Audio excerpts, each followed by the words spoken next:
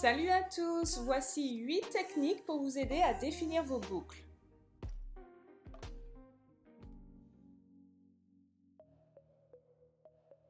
Pour cette technique, on va commencer sur des cheveux mouillés parce que ce sera plus facile donc pour lisser le cheveu et éviter donc les frisottis. Je vais lisser chaque petite section entre mon pouce et mon index et donc je vais utiliser aujourd'hui mon gel Eco Styler qui va m'aider à définir mes boucles.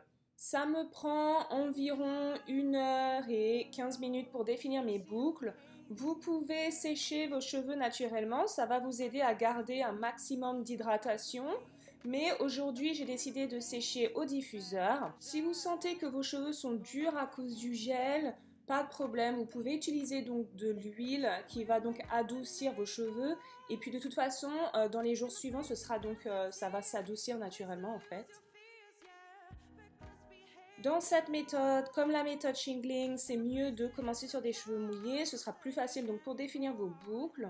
Je vais tortiller donc une petite mèche en commençant par la racine et je vais donc utiliser du gel Eco Styler.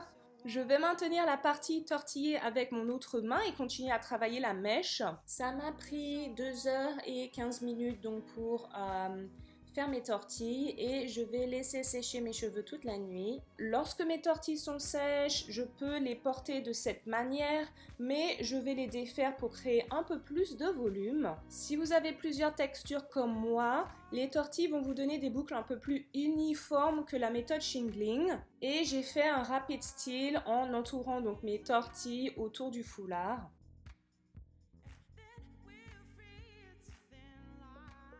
Je vais travailler sur des cheveux humides et j'ai séparé mes cheveux en 3. Je vais faire mes vanilles avec du gel Eco Styler. C'est un peu plus difficile que de faire des vanilles à 2 brins, mais les vanilles à 3 brins me donnent une définition de malade. Donc ça m'a pris 30 minutes pour faire 14 vanilles. Je vais laisser sécher mes cheveux toute la nuit et le lendemain matin, je vais séparer mes vanilles. Donc j'ai mis un peu d'huile d'olive sur mes mains. Cette méthode me donne une très bonne définition qui peut me durer jusqu'à mon prochain shampoing. Plus vous allez utiliser du gel, plus vous allez avoir aussi de la définition. Je vais aussi travailler sur des cheveux humides. Ce sera plus facile à sécher et sur cette technique je vais utiliser le Curly Pudding de Miss Jessie's. Ça m'a pris environ 30 minutes pour faire 23 vanilles et donc je vais laisser sécher toute la nuit. Donc un twist out peut me durer environ 4 jours mais après ça il va falloir que je refasse mes vanilles. Pour le même nombre de vanilles en utilisant le gel, donc le même gel, le gel Eco Styler, vous allez avoir plus de définition avec les vanilles à 3 brins. Ce que vous pouvez faire lorsque votre twist out est un peu fatigué, c'est d'attacher un petit peigne sur le côté et lisser le devant de vos cheveux. On va commencer donc sur cheveux humides pour le braid out et je vais travailler sur des sections assez larges. Pour ce braid out, j'ai utilisé donc du beurre de karité. Ça m'a pris environ 25 minutes pour faire 8 nattes et je vais laisser sécher toute la nuit. Vous allez avoir plus de frisottis par rapport à un twist out. J'ai remarqué aussi que le style dure moins longtemps qu'un twist out, mais vous aurez plus de longueur. Et j'ai fait une coiffure rapide en twistant juste les cheveux de devant vers l'arrière. On va maintenant passer au style sur cheveux étirés.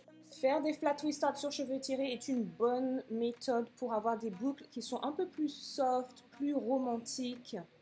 Et je vais utiliser donc le Curly Pudding de Miss Jessie's. Donc ça m'a pris 25 minutes pour faire 9 vanilles collées et je vais laisser sécher donc toute la nuit. Le lendemain matin, je vais séparer donc mes vanilles. Vous allez sans doute avoir un peu de frisottis, mais rien de grave. Voici à quoi ça ressemble après séparation. Donc ça me donne des boucles qui sont très soft et elles vont me durer maximum 2 jours. Et j'ai fait donc un rapid style en accrochant le derrière de mes cheveux avec des épingles. J'aime bien faire mes flexi rodsets sur des cheveux tirés au brushing. Je trouve que le résultat est super smooth. La manière dont vous allez entourer le cheveu autour du bigoudi flexible va déterminer la longueur de la coiffure. Si vous entourez le cheveu assez proche, vos boucles seront plus serrées. Si au contraire vous entourez assez espacé, donc vos boucles seront plus longues. Je vais laisser sécher toute la nuit. Pour être honnête, c'est vraiment pas confortable pour dormir avec. Le lendemain matin, donc je vais enlever ces bigoudis, je vais séparer mes boucles et je vais mettre en forme mon afro. Ce style ne va pas me durer plus de 2 jours.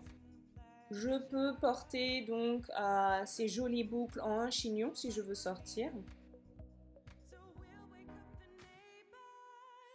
Donc comme pour mes bigoudis flexibles, je préfère travailler sur des cheveux qui ont été tirés au sèche-cheveux. Je vais aussi utiliser du gel Eco Styler et je vais entourer mes cheveux autour du bigoudi.